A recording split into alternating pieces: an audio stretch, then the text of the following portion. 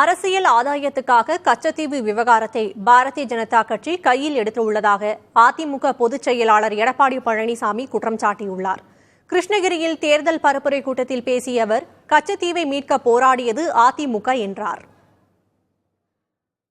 கச்சத்தீவை மீண்டும் தமிழ்நாட்டு இந்தியாவோடு இணைக்க வேண்டும் என்று பிரதமர் அவர்களுக்கு கடிதம் எழுதினார்கள்.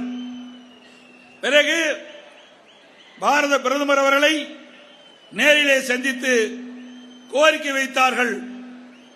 கச்சத்தீவை மீண்டும் இந்தியாவுடன் இணைக்கப்பட வேண்டும், தமிழக மீனவர்கள் பாதிக்கப்படுகிறார்கள், அதை நிறைவேற்ற வேண்டும் என்று அம்மா அவர்கள் பிரதமரிடத்திலே கோரிக்கை வைத்தார்கள். ஆனால் மத்திய அரசு செவிசாய்க்கவில்லை. இப்பொழுது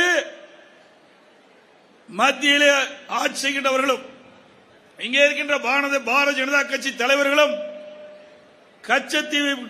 கச்சத்தீவை பற்றி பேசிக் கொண்டிருக்கின்றார்கள். அவர்களுக்கு பேசுவதற்கு என்ன இருக்கின்றது என்று தெரியவில்லை. 10 ஆண்டு காலமாக இது கிடப்பிலே போட்டுவிட்டு இதே புரட்சி தலைவி அம்மா அவர்கள் அன்றைய பாரத பிரதமர் திரு நரேந்திர மோடி அவர்களுக்கு கடிதம் எழுதியிருக்கிறார்.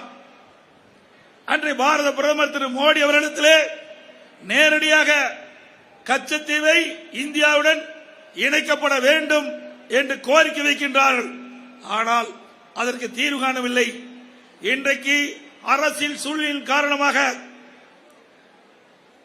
வருகின்ற தேர்தலிலே வாக்குகளை பெற வேண்டும் என்ற அடிப்படையிலே அரசியல் ஆதாயம் தேடுவதற்காக இன்றைக்கு கச்சத்தீவு பிரச்சனை எடுத்திருக்கின்றார்கள்.